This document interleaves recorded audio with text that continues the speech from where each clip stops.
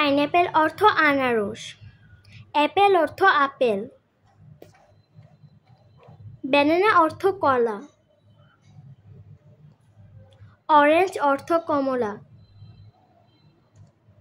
Custard Apple অর্থ আতা।